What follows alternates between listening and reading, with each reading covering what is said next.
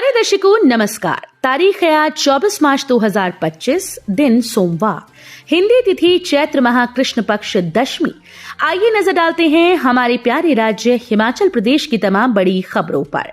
Video शुरू करने से पहले कमेंट बॉक्स में जय हिंद लिखकर हमें सपोर्ट करें और हाँ, वीडियो को पूरा जरूर देखें क्योंकि इस वीडियो में हम जानेंगे बिजली, पानी, मौसम, सरकार के नए नियम, ऐलान। तो चलिए शुरू करते हैं।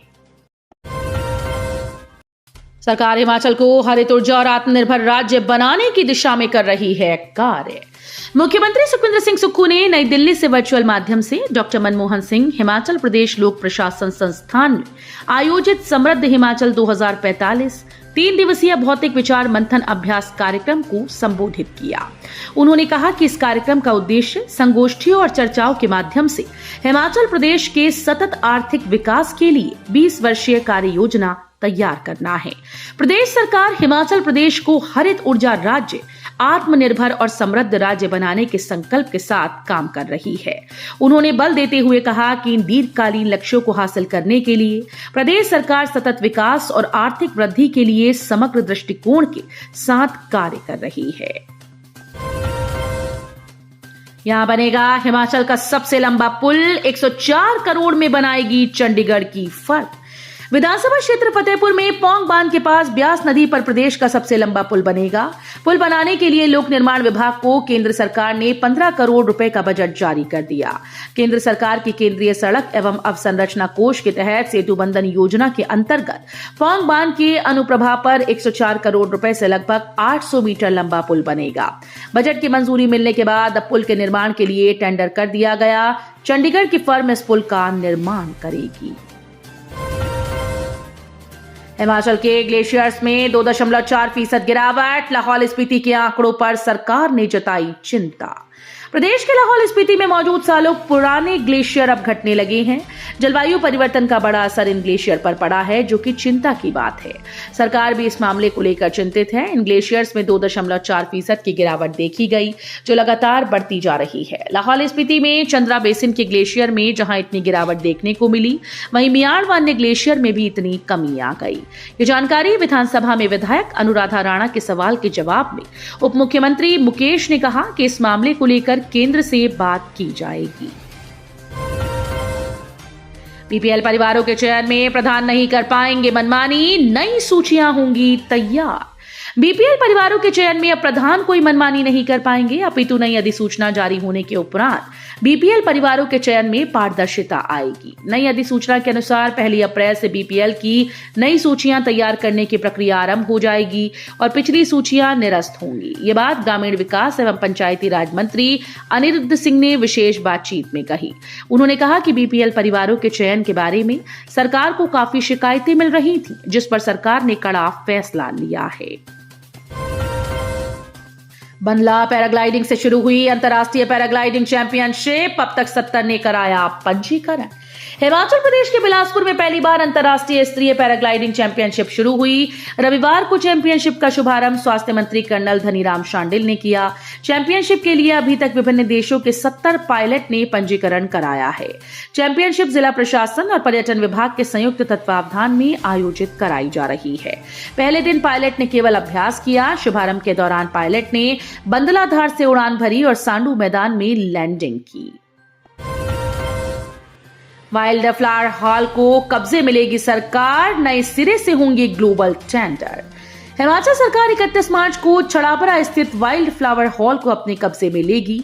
इसके बाद फिर लीज पर देने के लिए वैश्विक टेंडर आमंत्रित किए जाएंगे। ये जानकारी हिमाचल के महाधिवक्ता अनूप रतन ने हिमाचल हाईकोर्ट में दी। राज्य सरकार की ओर से यह भी स्पष्ट किया गया है कि जिस कंपनी के पास अभी होटल है, वही और 3 महीने होटल चलाने के लिए आवेदन देती है तो सरकार इसकी मंजूरी दे देगी। हिमाचल की बसेस पर खालिस्तान लिखने के मामले में पुलिस की बड़ी कार्रवाई, हिरासत में लिए गए 4 लोग। हिमाचल प्रदेश की 4 बसेस की तोड़फोड़ और उन पर खालिस्तान के स्लोगन लिखने के आरोप में रामबाग थाने की पुलिस ने 4 युवकों को हिरासत में लिया। पुलिस अधिकारी ये नहीं बता रहे कि हिरासत में लिए युवक वही हैं जिन्होंने बसों पर खालिस्तान के स्लोगन लिखे थे।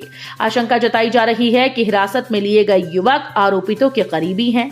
पुलिस ने आरोपितों के करीबियों को हिरासत में लिया ताकि फरार चल रहे आरोपी आरोपितों पर दबाव बनाया जा सके कि वो सरेंडर कर दे। जल्द शुरू होगी किसानों से गेहूं की खरीद, जानिए कब से।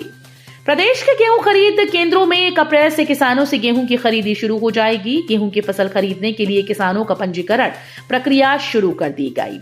23 मार्च तक 165 किसानों ने गेहूं की फसल बेचने के लिए विभाग के पोर्टल पर पंजीकरण करवाया है। किसानों ने गेहूं की फसल बेचने के लिए विभाग के पोर्टल पर पंजीकरण करवाना शुरू कर दिया।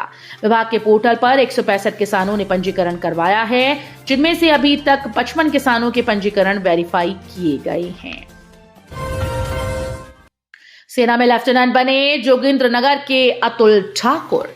हिमाचल प्रदेश के मंडी जिले के जोगिंद्रनगर की लागड़ा पंचायत के एक छोटे से गांव प्रेण से एक बड़ी खबर सामने आई है। यहाँ के युवा अतुल ठाकुर, जिन्हें प्यार से गोलू के नाम से पुकारते हैं, ये संयुक्त रक्षा सेवा 2024 में शानदार प्रदर्शन करते हुए लेफ्टिनेंट की रैंक हासिल की। सीडीएस 2024 का परिणाम घोषित हुआ, जिसमें अतुल ने अपनी मेहनत और लगन से ये मकाम हासिल किया। अतुल के पिता लाल सिंह मंडी में पंचायत ऑडिटर के पद पर कार्यरत हैं और माता मनसा देवी गृहिणी हैं। वहीं भाई धीरज ठाकुर अभी पढ़ाई कर रही हैं। 15 कानूनगो को पदोन्नत कर बनाया नायब तहसीलदार। गत दिवस कानूनगो से पदोन्नत कर नए तहसीलदार बनाए जाने से मुख्यमंत्री का ये बयान चरितार्थ हो गया। जब 8 मार्च को गग्गल हवाई अड्डे पर मुख्यमंत्री सुखविंदर सिंह सुक्खू ने पटवारी कानूनगो संघ को आश्वासन दिया था कि पदोन्नति में कोई बाधा नहीं आने दी जाएगी। कानूनगो से पदोन्नत होकर नायब तहसीलदार बने गग्गल के गगनदीप ने बताया कि गत दिवस कांगड़ा मंडल के 15 कानूनगो को पदोन्नत कर नायब तहसीलदार बनाया गया। पुलिस ने चमुखा में ट्रक से पकड़ी 25 लाख रुपए की शराब, चालक के पास नहीं था परमिट। सुंदरनगर थाना पुलिस की टीम ने शनिवार रात को चमुखा के निकट 4 लेन पर नाके के दौरान एक ट्रक से शराब की 320 पेटियां बरामद की। शराब बिलासपुर की ओर से मंडी व कुल्लू जिलों में विभिन्न स्थानों पर सप्लाई करने के लिए ले जाई जा रही थी, लेकिन इससे पहले ही पुलिस ने इसे बरामद कर लिया। पुलिस ने ट्रक चालक को हिरासत में लिया और शराब सहित ट्रक को कब्जे में लेकर सुंदरनगर थाने में प्राथमिकी दर्ज कर कार्रवाई आरंभ कर दी। बरामद शराब की कीमत करीब 25 लाख रुपए बताई जा रही है। हिमाचल में आउटसोर्स कर्मचारियों पर एक मत नहीं दिखे सत्ता पक्ष और विपक्ष। उप मुख्यमंत्री ने नीति बनाने का किया ऐलान। उप मुख्यमंत्री मुकेश अग्निहोत्री ने कहा कि प्रदेश के लगभग 40,000 आउटसोर्स कर्मचारियों के लिए नीति बनाई जाएगी। इस नीति में उनके हित को ध्यान में रखा जाएगा ताकि उनका शोषण ना हो। उप मुख्यमंत्री मुकेश अग्निहोत्री आउटसोर्स को लेकर विधायक सुखराम चौधरी के द्वारा हरियाणा की तर्ज पर नीति बनाने को लेकर लाए संकल्प का जवाब दे रहे थे। मुकेश ने सदन में कहा कि वेतन, ईपीएफ आदि की सुविधा इन कर्मियों को मिलनी चाहिए। सरकार द्वारा गठित मंत्रिमंडलीय उप समिति सभी पहलुओं पर विचार कर रही है। अंबूना हाईवे पर 2 कारों के बीच भीषण टक्कर, घंगरेट पंचायत प्रधान सहित 7 लोग घायल। अंब ऊना हाईवे पर हुई सड़क दुर्घटना में 7 लोग घायल हुए। घायलों को सिविल अस्पताल अंब लाया गया, जहां डॉक्टर ने प्राथमिक उपचार के बाद 2 लोगों को क्षेत्रीय अस्पताल ऊना रेफर कर दिया। जानकारी के मुताबिक रविवार पक्का परो में 2 कारों के बीच टक्कर हुई। हादसा इतना भयंकर था कि कारों के अगले हिस्सों के परखच्चे उड़ गए। बताया जा रहा है कि यह हादसा उस वक्त हुआ जब एक कार चालक स्कूटी को बचाते समय नियंत्रण खो बैठा और कार विपरीत दिशा से आ रही दूसरी कार से टकरा गई। हादसे के तुरंत बाद स्थानीय लोगों ने दुर्घटनाग्रस्त हुई कारों में फंसे लोगों को बाहर निकाला और उन्हें अस्पताल भेजा। तो ये थी आज की फटाफट खबरें। हम मिलेंगे अगले बुलेटिन में, तब तक के लिए धन्यवाद। जय हिंद।